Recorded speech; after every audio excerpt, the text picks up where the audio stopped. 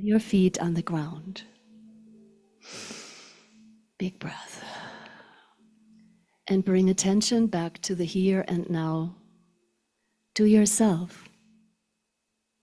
Feel the morning sun on your face, the breath rising and falling in your body. Hear the sounds all around you, whatever they may be. So much here remains unchanged. So much here is familiar. Life goes on. The sense of being alive, the throb and pulse of being, your ability to love, to hold yourself in presence, to connect with others, friends and strangers, to embrace difficult sensations. Let's never abandon ourselves for a chaotic world. Let's recommit to our path today with even greater passion and focus. Nothing is so bad when we stay close to the place where we are. Nothing is so bad when we touch our own power, which is presence itself.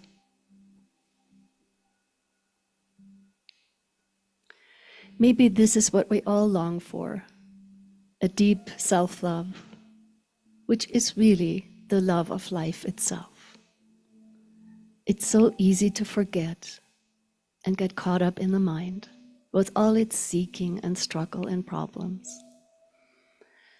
But the truth is unwavering. Everyone doesn't have a different truth, but they have their own way to truth. The truth is very simple. We are of God, by God, pure God. Our thoughts become things. We are in this together. We are one love. Let's focus on that every moment. And yes, dreaming, imagining what inspires us, what we desire. That is wonderful. But being happy now, even without that, brings it about faster. Life is paradox. And being now, being happy now, is a choice in each and every moment. That is the power we have right here, right now. Nothing needs to change. We are life's prayer to becoming its answer.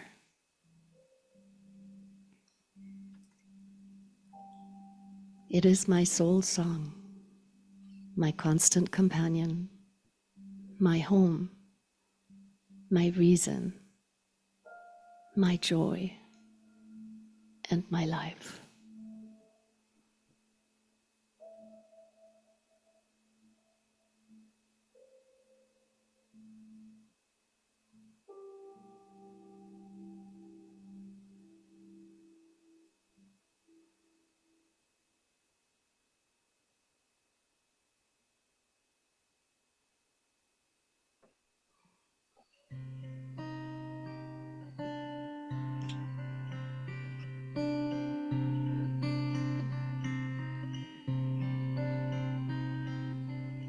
Shanti prashanti sarvabhaya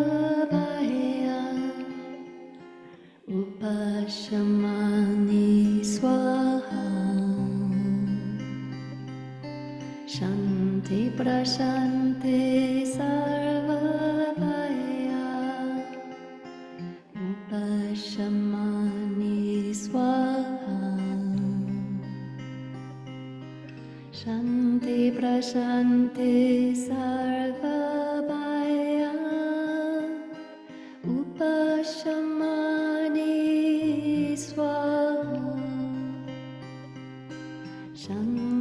prashanti sarvabhaya upashamani swaha. Shanti prashanti sarvabhaya upashamani swaha. Shanti prashanti sarvabhaya upashamani swaha. Shanti prashanti sarvabhaya upashamani swaha. Shanti prashanti sarvabhaya upashamani swaha.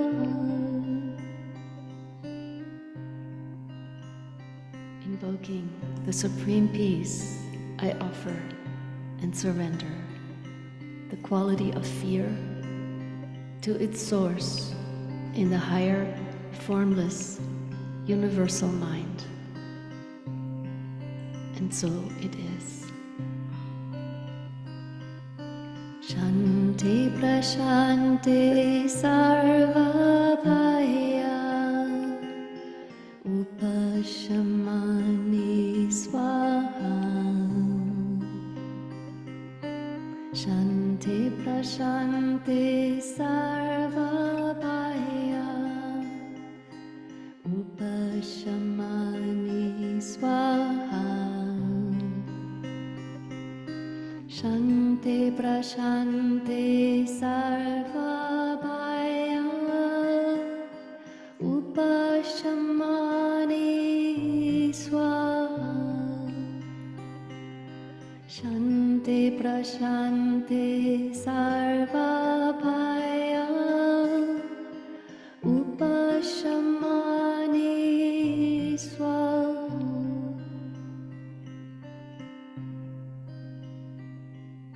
Stay in this energy and just notice how much help we have, how much the Divine Presence is here with us, really wanting to take that fear and all the troubles we think we have. So let's do it, let's give it. Let's go really deep together. This mantra will support you in that. Shanti prashanti sarvabhaya upashamani swaha. Shanti prashanti sarvabhaya upashamani swaha. Shanti prashanti sarvabhaya upashamani swaha. Shanti prashanti sarvabhaya upashamani swaha. Shanti prashanti sarvabhaya upashamani swaha.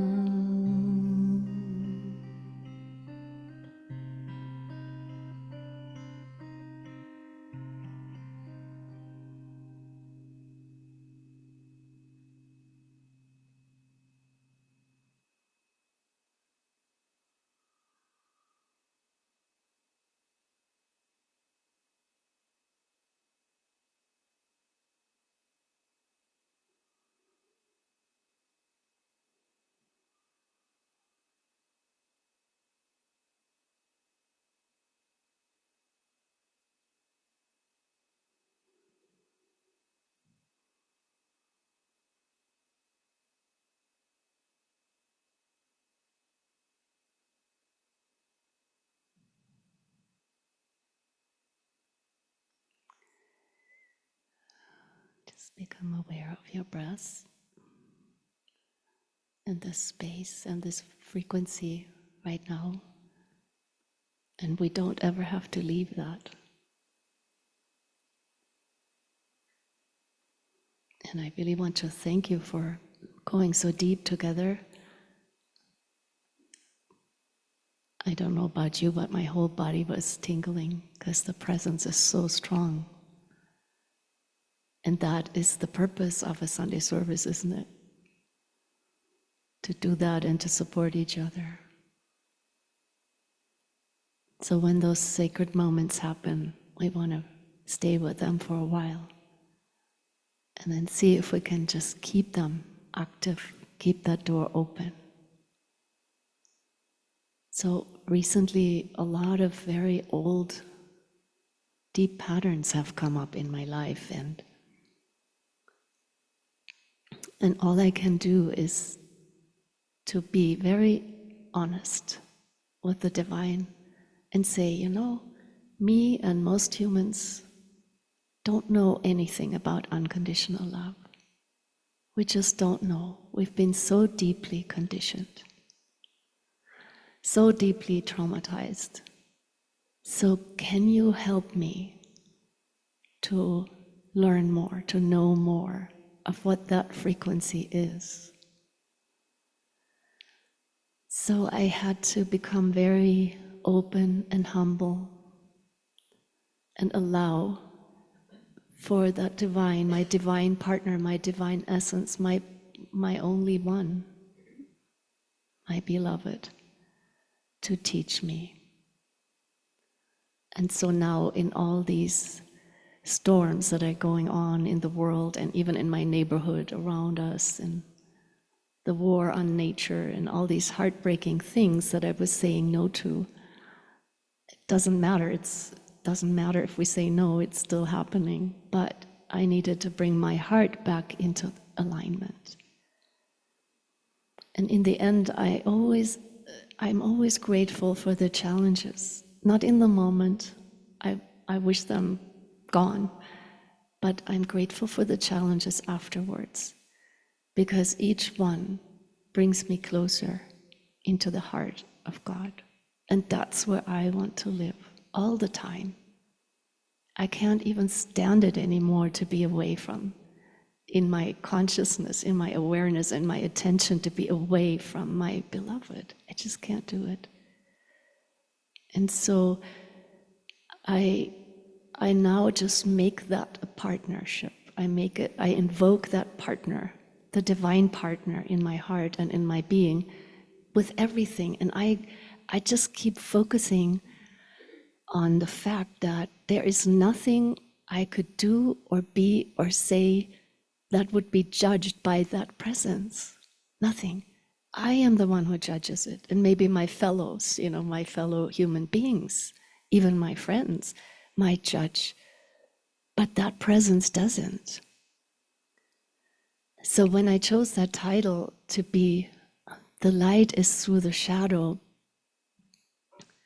it's really true. So every heartache and pain has actually brought me closer to the light that is inside of me, but I haven't been aware of. So what I was aware of as a child and throughout much of my life was the pain of life, the pain of being human, the pain of being separate. And I guess I eventually figured out that the human condition is very precarious. It's very heartbreaking. It's really challenging here. And we're all heroes. So eventually I figured out, I need to focus there. I just need to focus on that divine love that I can't even imagine yet. I don't have the, and I don't think most humans have the data. That's why we're so crazy. But the data is that unconditional love. Imagine your deepest, darkest secret, the thing that you can't even forgive yourself, right? Where you judge and feel bad about yourself. Imagine that presence would only be there and beam love and light at you. So what I'm now doing is I'm focusing on that presence, that it's really always available. I just keep forgetting and get caught in the old way of judging or, feeling bad about whatever it is. So I wanted to share some pictures, which are really the story of the development. And I'm just using myself as an example because I'm kind of intimate with myself, but it's really everybody's story. It's humanity's story. So basically, we are here to learn to apply the wisdom and true skill with into this human experience. To get in touch more and more with the divine essence and wisdom, and then apply it into the human experience. And that's easier said than done. So when we are focused in the world, we run after the treasures, which is, kind of natural. And there's actually nothing wrong with seeking money and fame and all the things that we want, and great partners, great lovers, great husbands, great wives.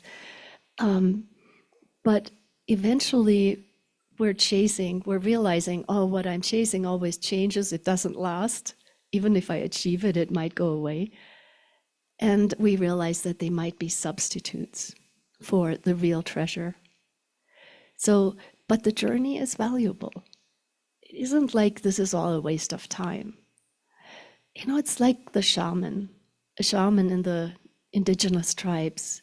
They trained themselves through great hardships to overcome their body functions, their mind, their limitations, to go really deep into the shadow. For example, there was a therapist in Nevada City, and she specialized with war veterans. So she specialized counseling people that were in the Vietnam War, in all kinds of wars, and had severe PTSD. Now, she had never been in a war, but she went to South America and was trained by the shamans there. They took her to the wars. So she actually experienced those wars in her body, in her own system, because she needed to know how to help those people. She needed to have that experience herself. Otherwise, she wouldn't be much of a counselor. If it's just in the head on that rational, logical mind level, it's no good. It's not real.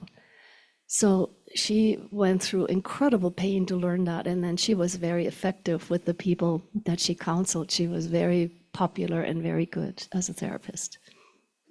So I'm realizing, since my purpose, and I'm assuming it's most of us, all of us, are here to contribute and to help humanity to raise consciousness and to lift up from that condition of being so trapped in our own trauma, that we took on this journey. So we took on the exact heartaches and pains and challenges that we had in our lives in order to understand it. And so we're also giving the divine, which is totally neutral, that feedback. Oh, that's what it's like when you are separate from yourself. Oh, that's what it's like when you're in pain. That's what it's like when you're having a heartache.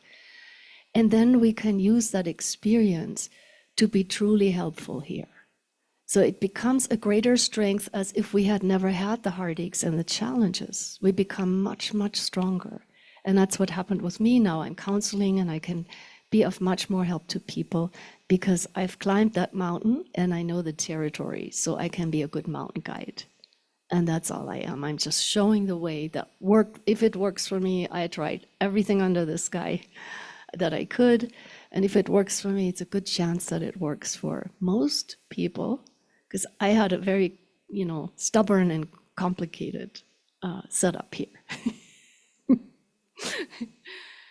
So let's take a look at what we're really after. And we're looking for all the gold and the glitter in the world, but what we're really after is this, our true home and our true inheritance. So when I was talking about there is no judgment, there absolutely zero, none, nothing is wrong or right in the eyes of the divine, nothing. So our home, we just simply forgot. So just like that story of the prodigal son or prodigal daughter, squandering the inheritance and then being destitute and kind of sending a signal, Dad, I need you, Dad, I need you, SOS. And what did the father do when the son returned? Threw a party for him, celebrated that son, not scold him for having that crazy journey, but celebrated him because now that son learned. The one that stayed home didn't learn those things. He was just a good little boy and stayed home and didn't have that richness of experience. So we're all the prodigal son, we're all the prodigal daughter, right? And we are given complete freedom to explore that journey until we kind of get tired of it. Eventually, we all get that signal activates in us. Oh, honey, it's time to return home. So I am assuming that all of us here in this room are already well on our way back home. And the closer we get to home, the stronger that signal activates in us, right? So a little bit of the journey. This was me when I was a little kid. And I started on earth like this with pain and confusion and desperate seeking for a solution. But I got lost in the suffering around me. So I adopted this attitude. Okay, I guess hopefully it will pass someday. Because I felt helpless, like what are you going to do as a little baby, just how are you going to deal with all the pain around you and all the craziness? People beating on each other, what a silly thing. And then when I grew up more, a teenager, I sometimes expressed very creatively how I felt. I did this in the middle of the week, out of the blue. I was just so depressed about life. I didn't see any solution. That's what makes us depressed, when we don't see a solution. We feel off and we feel heartache and there is no solution. So I gave that expression and my dad took a picture. He didn't have a clue though what it was about, but he thought it was interesting enough to take a photo. And so then I did the escaping, wishing I was elsewhere. And this is actually me at 3 years old, that face. I inserted my face into this collage. I really wanted to be in the forest, in nature, with all the animals, because I felt they were better people than all the other people that I knew. And that was my idea of, home at the time. So I really love with visual, and Carol here does too. She's an artist, and many of you are artists. So music and art and dance movement are wonderful tools to get closer to that home frequency. And then, so what happened is many friends died, and I did a lot of memorial services lately. And I thought about, well, so here I am talking about their lives, but what would they say about me if I died? So that was a pretty deep reflection, and I had to go into some dark, nights and kind of look there with courage. I look there with courage now. I look there, I bring that non-judgmental, divine, beloved energy with me to look in those shadowy places. I'm not trying to bypass them anymore. And that was the thing we did. We tried to avoid and get away from all the pain. But I found it's actually right through it that we grow up, that we grow and get the gifts from it. So I became kind of rebellious. All right, don't mess with me. Angel with the sword. Watch out. So I became very feisty and a little aggressive. And that didn't work either. Then I realized, okay, I was kind of divided and conflicted inside. There were many voices inside.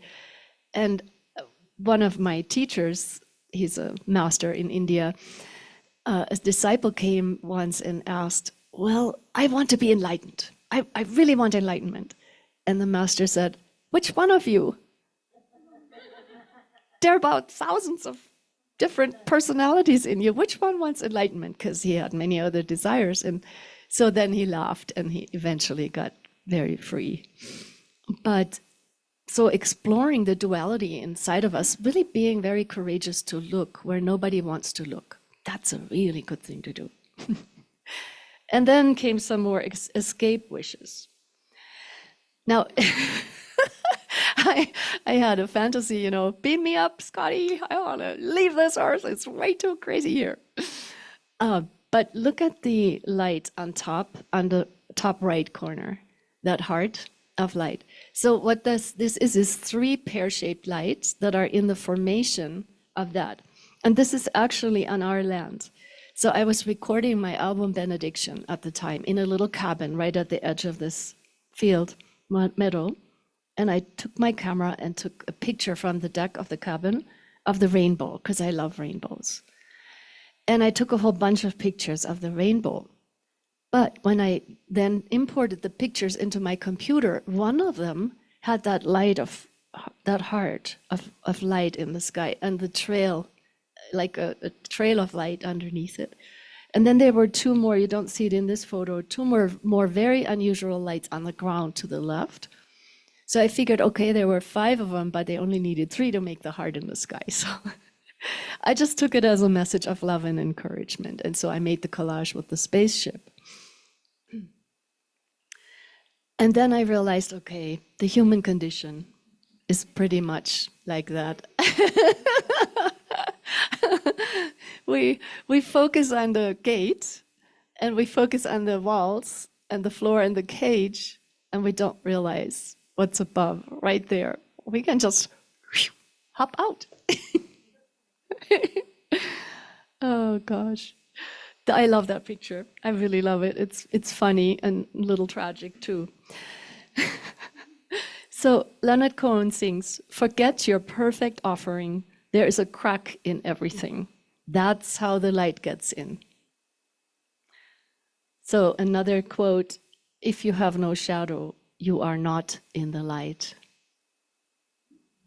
So how about we embrace all of us today? Let's make a promise, an intention. In Sanskrit, it's called a sankalpa, together today, that will embrace all of it.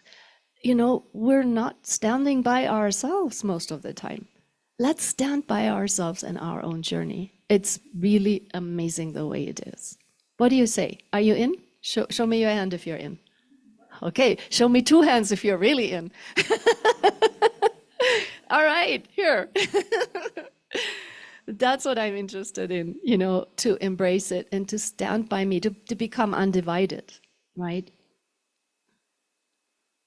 So the undivided is not just being in the light. It's actually this. So the yin-yang symbol is very profound, very profound. It's where the darkness and the light are actually one whole. They're in one circle, and see the dots, the black dot in the white field. And so I try to make that image with myself and the instrument. So the darkness is in the light, and the light is in the darkness. So one cannot exist without the other, and we could not be in this life journey without those 2 polarities. This whole world experience, this whole earth experience, is the physical experience, is based on that polarity. And we're just learning to be more masterful and skillful with it. So to dance with it more, to stop putting ourselves down. There were forces on this planet from who knows how long that programmed into us to put ourselves down. And that's how we become very good slaves, very good followers, very good little sheep. Do you want to be a sheep, or do you want to claim your power now? So it takes all of you to claim the power, all of you, all your dark stuff, all your light stuff, all of it. And this is just a symbol of how the music has helped me. It has taken me on a journey that was healing. That's why I call it Angelika healing music, because it helped me to heal my heart to a great degree and to give me confidence in the divine. Because when we're traumatized at a very early age, we don't have the ability to really connect with God. we just don't know what God is. We're just in survival mode. We're just in protection mode. The poor little things that we were, So we need to teach ourselves and be open to receive that new data. So for me, it was through music. And now I have some other wonderful tools, which I will share to go deeper in the workshop this afternoon. So I'm all about experience. So helping everybody to have a tangible experience and tools that you can apply in your life to get more and more in touch with the wholeness, the integrated sense of self, your own wholeness. So that's grace. The music was given me by grace. I was in a garden years ago at Ananda, and I said, what should I do with my life? It was in my early 30s. And I heard a divine voice for the very first time. And it said, healing through music. And I'm, what? What does that mean? It's only now I know what that meant. So what we want to do with those little fireballs that come up in us, like I had one of those come up when all the neighbors are bulldozing the forest, and because they're so paranoid about fires, they cut all the trees down. And now in the spring, when all the animals and the birds have their young, they're doing that in the spring, and there's smoke at night. And I got very, very upset. So what I have to do is take that part in me that's so upset, that little fireball. I have to find the healthy mom, the healthy parent inside of myself, the divine in me. So it has the capacity to hold me, to hold that other part of me that's upset. So that upset part doesn't suck me all the way in. Because that's our problem when we have pain. We get dysregulated in the nervous system and we get sucked all the way in. So this is the capacity we all need to develop to find that healthy parent in us. Just imagine how you would be with a little kid. If it was in total distress, you would take the little kid onto your lap and you would say, oh, honey, here, let me just hold you, and you can cry all you want. You can tell me all that's wrong. You can yell and scream. I'm just here with you. That's how we want to hold that, right? It's so brilliant. And then it's another image of freedom. I was always obsessed with freedom, totally obsessed. And I also worked on ships in Alaska. So I related to anchors. And so I decided, okay, we're going to cut the anchors. We're just going to let that balloon rise into infinity. So that to me, the sky, rising, cutting the strings, that to me is a symbol for freedom. And then imagine we were all free together, free of all these burdens. We just declutched from them. We just gave them all up to divine, who gladly takes it, a divine fire, gladly burns it all up for us and clears our mind and heart from all those patterns that we have learned falsely. It wasn't our fault, but we did learn crazy patterns. It was never our fault. So what if we could actually really let them go? And then these divine hands go, yeah, sweetie, come, fly here. This is who you truly are. Isn't that amazing? So I could go on for a long time, but I'm going to come to a close with the talk part. And this is another symbol for, I needed to learn that. I grew up in Germany where people are very tense. I have to do it all myself, and I have to do it now, and I have to be good at it. And it's very tense there. And that's cultural conditioning on top of the human conditioning, which we all have. But this in the Buddhist tradition, they learn as children already to relax and meditate. And I just love this attitude, this little guy. Nothing is under control, just relax. And also not to take it so seriously, right? And then to end with, this is where I live. I live at the South Yuba River, and I can hike down there in about 45 minutes to this spot. I took that many years ago. I did many events at the river, concerts and birthdays and raw food events and all kinds of wonderful celebrations, also some celebrations of life for friends that passed. But I just took that picture of these friends. It was just such a perfect moment. That was when we were all circling up and sharing. So the circle of friends, it's so important. And one thing I've noticed lately, I really appreciate my friends more than I ever have because they're getting fewer and fewer, more and more leave this physical world. So I just appreciate all of you, each and every one of you, so very, very much. And thank you for being on this journey with me here. Blessings and love.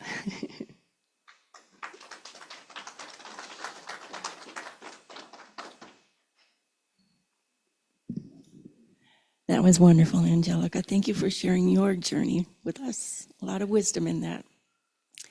Kim, could you push the button and see who is on Zoom today to know who was able to experience that with us? Oh, very nice. Oh, hello, everyone. We're all waving. I don't know if you can see us, but Oh, sweet. we're grateful you're here.